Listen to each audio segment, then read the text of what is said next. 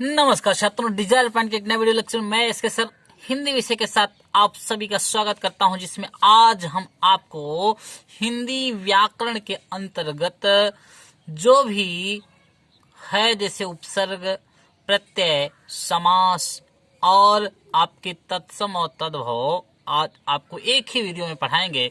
तो देखिए, सबसे पहले उपसर्ग। उपसर्ग में जो है, उपसर्ग सबसे पहले होता क्या है?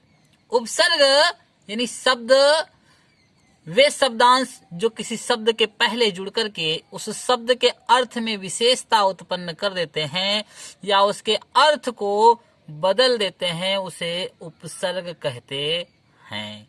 तो देखिए, यानी कहने का मतलब किसी शब्द के पूर्व में जुड़ करके, किसी शब्द के पहले जुड़ करके शब्द के अर्थ को बदल देने वाला आपका उपसर्ग कहलाता है। शब्दों के जो आपके पूर्व लगता हो, किसी शब्द के पहले जो शब्द लगता है उसे उपसर्ग कहते हैं। तो देखिए, अब की बार कोविड-19 के तहत आपको बहुत सारे उपसर्ग ऐसे हैं जो नहीं पढ़ने हैं। जो पढ़ने हैं हमने देखिए आपकी किताब में जो है ये रेड से टिक कर दिया है। तो पहला आपका आ उपसर्ग है।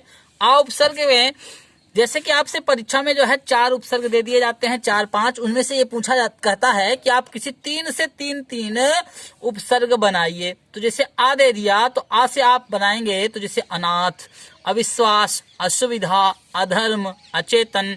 इसी प्रकार से अप है तो अप में अपव्यय, अपमान, अपकार, अपवाद, अपराध, अपशब्द।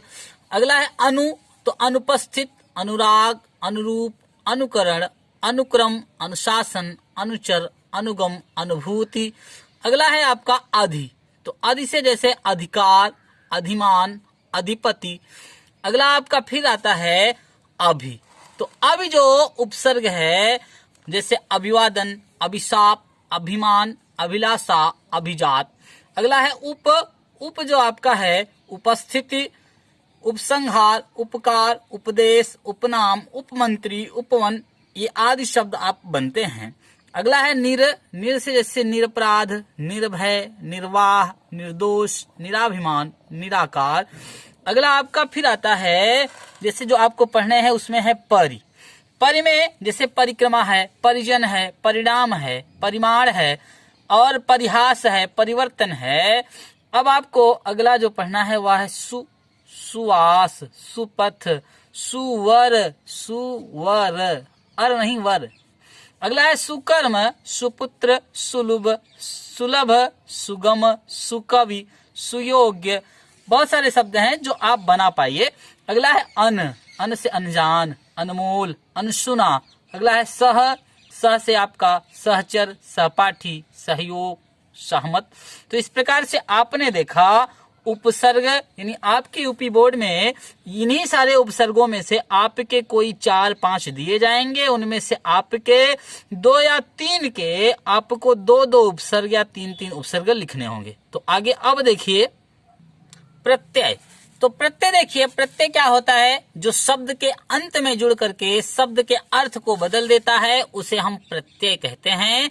तो प्रत्यय जो होते हैं वे 2 प्रकार के होते हैं, एक कृत प्रत्यय, एक तद्धित प्रत्यय। कृत प्रत्यय वह होता है जो धातु में लगता है, उसे कृत प्रत्यय कहते हैं, और जो आपको इसी को कृदंत भी कहते हैं। अगला आपका जो आता है तद्धित प्रत्यय, वे प्रत्यय वे जो धातु रूप में प्रयोग किए जाते हैं उसे तद्धित प्रत्यय कहते हैं। अब आपके देखिए जो आपके कोर्स में है, यानी कोविड-19 के तहत जो आपके कोर्स में पढ़ना है अब की बार आपको, वह मात्र इन्हीं जो हमने रेड से टिक किया है। तो जैसे देखो, पहला आपका है आई, तो आई जो प्रत्यय है तो कठिनाई, भलाई, भराई, पढ़ाई, लिखाई, हंसाई। अगला है वट, बनावट, सजावट, लिखावट। हट में जैसे गरमाहट, घबराहट, जगमगाहट, गड़बड़ाहट। तो अगला इसी प्रकार से आपका ता है, जैसे महानता, कविता, सुंदरता, गुरुता। पन है तो बचपन, भोलापन, पागलपन। बालकपन। त्व है तो महत्व, ममत्व, कवित्व, प्रभुत्व, गुरुत्व, सतीत्व। अगला वा है, वा में पहनावा, सिखावा, चढ़ावा, चलावा आदि आपको ध्यान देना है। तो देखिए इन्हीं में से आपके बोर्ड के एग्जाम में पूछे जाएंगे तो बहुत कम है, आपको इतना सही पढ़ना है और इसमें आपको 2 नंबर मिल जाएंगे। तो अब आगे देखिए अगला जो टॉपिक है, अगला टॉपिक आपका है समास। तो समास देखिए किसे कहते हैं, जब 2 या 2 से अधिक शब्दों को मिला करके एक शब्द बना लिया जाता है तो इस प्रक्रिया को समास कहते हैं। यानी अब आपको देखिए कह रहे हैं कि आपके जो कोर्स में है मतलब कोविड-19 के अंतर्गत आपको मात्र एक ही समास पढ़ना है, बस वह भी आपको केवल द्विगु समास। तो द्विगु समास किसे कहते हैं, देखिए जिस समास का उत्तर पद प्रधान हो और पूर्व पद संख्यावाची हो, मतलब जो पहले वाला पद होगा वह संख्यावाची होगा, उस वह आपको द्विगु समास होगा। जैसे आप देखिए उदाहरण में चौराहा, चौराहा जो है इसका जो समास विग्रह होगा 4 राहों का समूह। तो 4 जैसे चौराहा है तो चौ यानी 4 गिनती है, तो आपको पहचानने में आसानी होगी। तो द्विगु समास वहां पर होगा जहां पर पहला पद आपका संख्यावाची हो। तो यहाँ पर चौराहा है, जैसे नवरत्न है तो 9 आया है, त्रिवेणी है तो आपका 3 आया है, चतुर्भुज है तो आपके 4 आए हैं। तो इस प्रकार से ऐसे आपको जो भी उदाहरण मिलेंगे उसमें पहला पद आपका संख्यावाची होगा, तो आप समझ जाइएगा वहां पर द्विगु समास है। इसके अतिरिक्त आपका जैसे तिरंगा है आपका, इसके अतिरिक्त जैसे त्रिभुवन है, इसमें भी आपका हो सकता है। तो अब देखिए आपको जो अगला टॉपिक पढ़ना है वह है तत्सम और तद्भव। तो तत्सम शब्द वे शब्द होते हैं जो करें कि तत्सम शब्द 2 शब्दों से मिलकर के बना है, पहला तत् और सम। तत् का अर्थ होता है उसके, सम का अर्थ होता है समान, उसके समान अर्थात संस्कृत के समान। आप ये कहिए कि संस्कृत के जो शब्द सीधे हिंदी में प्रयुक्त होते हैं उन्हें हम तत्सम कहते हैं।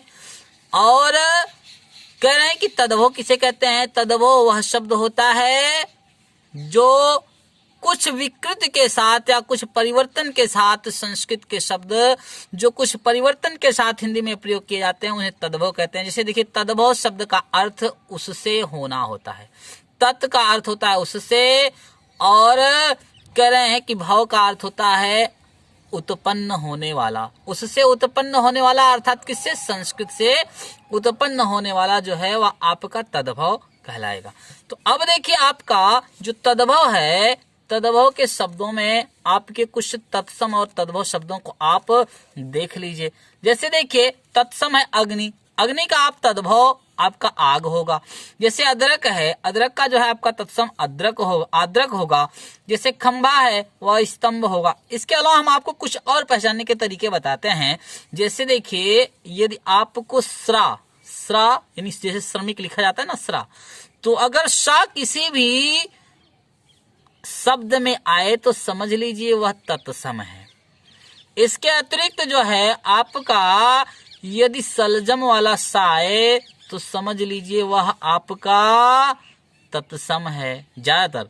और इसके अतिरिक्त यदि आपको किसी शब्द में छ से छत्री वाला शब्द मिले तो वहां पर भी आपको ये जान लेना है कि यह तत्सम शब्द है। तो कुछ तत्सम शब्दों को पहचानने के तरीके हमने बताए।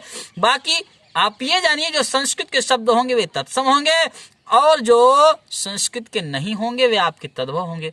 जैसे कुछ आपके यहाँ पर दिए गए हैं, देखिए हम कुछ आपको बता रहे हैं।